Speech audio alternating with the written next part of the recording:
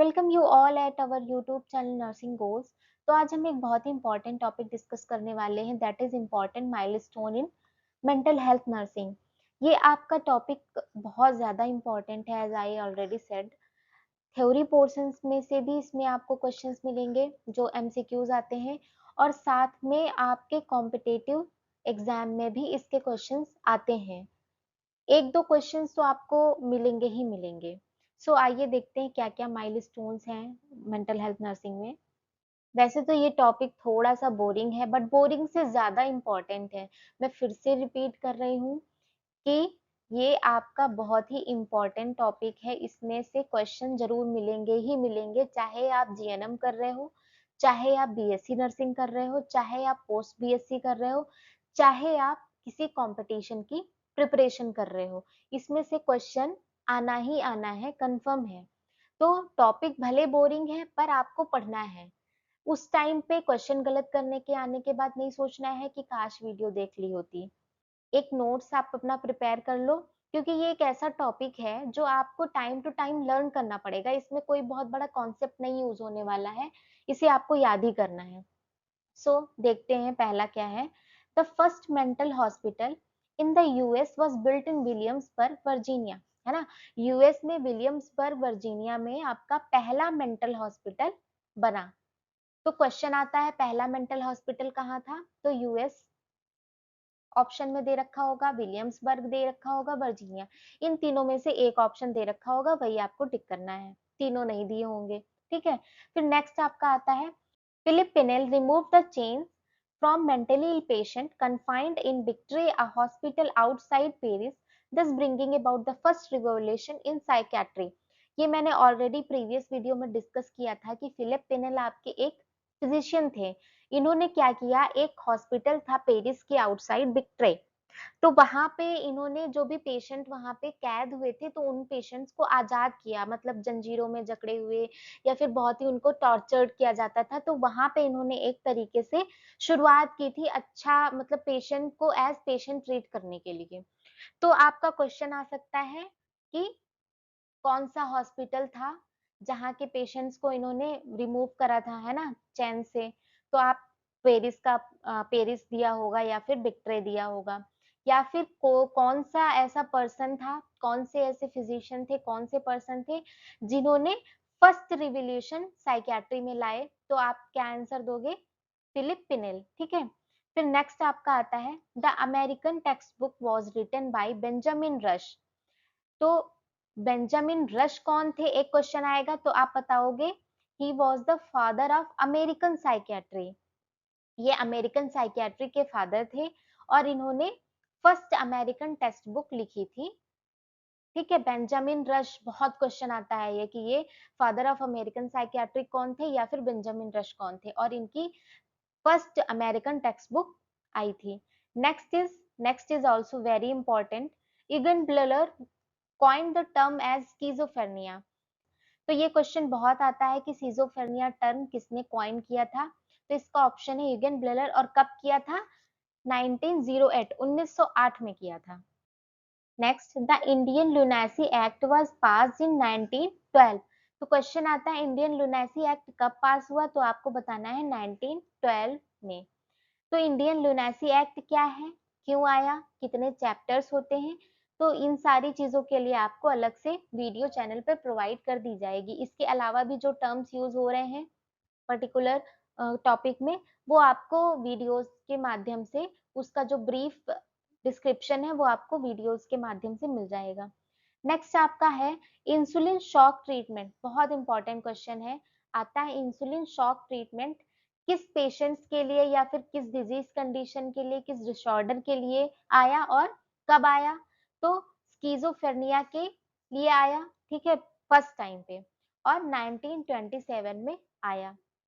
Next आपका आता है ईसीटी। ईसीटी तो बहुत ज्यादा इंपॉर्टेंट है थ्योरी बेस पे भी, कि ईसीटी क्या है, ईसीटी की प्रोसीजर क्या होती है, ईसीटी का फुल फॉर्म क्या होता है, और कब से स्टार्ट हुआ यूज में, 1938 में।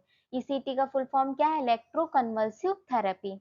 नेक्स्ट, 1939 में आपकी साइको एनालिटिकल थ्योरी डेवलप करी, किसने की, तो वो थे आपके सिगमेंट फ्रॉइड। नेक्स्ट आपका आया इन 1946 में बोहर कमेटी ने क्या प्रेजेंट किया, the situation with regard to mental health services, मतलब इन्होंने 5 मेंटल हॉस्पिटल्स को सेट करा। First one is Amritsar, Amritsar में 1947 में, हैदराबाद में 1953, श्रीनगर में 1958, जामनगर में 1960 एंड दिल्ली में 1966 में। तो आप सोच रहे होगे ये पांचों याद करने पड़ेंगे, हाँ याद तो करने पड़ेंगे, पर इसमें से मोस्ट इंपॉर्टेंट आपका ये पहला वाला अमृतसर 1947, और दिल्ली का भी कभी कभी पूछ लेता है, हैदराबाद का भी पूछ लेता है, बट मोस्ट इंपॉर्टेंट आपका अमृतसर। और साथ में ही all India institute of mental health was set up at Bengaluru, Bangalore में आपका all India institute of mental health सेट किया गया, जो कि करेंटली निम्हांस के नाम से जाना जाता है। आपने भी नाम सुना होगा निम्हांस का। निम्हांस का फुल फॉर्म क्या होता है, national institute of mental health and neuroscience. तो एग्जाम में क्वेश्चन पूछ लेता है कि निम्हांस कहाँ पे है, या फिर national institute of mental health and neuroscience कहाँ पे सिचुएटेड है, तो आंसर क्या होगा, बेंगलुरु में। कभी कभी पूछ लेता है all India institute of mental health का नाम बदल के क्या हो गया है, तो निम्हांस हो गया है। कब हुआ था, 1974 में हुआ था। ठीक है, तो ये सारे क्वेश्चंस क्रॉस करके पूछे जा सकते हैं। Next is in 1949 lithium was first used for the treatment of mania, mania के लिए लिथियम ड्रग आपकी 1949 में पहली बार यूज की गई थी, और अभी मैनिया की ड्रग ऑफ चॉइस भी लिथियम है। फिर इसके बाद आया इन 1952 chlorpromazine was introduced which brought about a revolution in psychopharmacology and changed the whole picture of mental health care। ये आपकी ड्रग बहुत इंपॉर्टेंट है, क्यों इंपॉर्टेंट है, क्योंकि इसने पूरी साइकियाट्रिक या फिर मेंटल हेल्थ केयर को ही बदल दिया। ये ड्रग बहुत ज्यादा यूज की गई, किस चीज में यूज की गई, जो भी आपके साइकोटिक स्कीजोफ्रेनिया हो गया, बाइपोलर डिसऑर्डर्स थे, तो उनमें ये ड्रग आपकी ब्रॉड स्पेक्ट्रम पे यूज की गई। तो इसका भी क्वेश्चन आ सकता है कि ये यूज कब इंट्रोड्यूस हुई, सॉरी ये ड्रग कब इंट्रोड्यूस हुई। फिर next in 1963 community mental health centre act was passed. कौन सा एक्ट आया 1963 में, community mental health centres act was passed. So next important milestone is in 1978 the Alma-Ata Declaration of Health for All by 2000 AD in order to achieve mental health for all। तो question आ जाता है कि अल्मा आटा declaration health for all कब हुआ, तो 1978। क्यों हुआ था, to achieve mental health for all, सबके लिए मेंटल हेल्थ अचीव करने के लिए।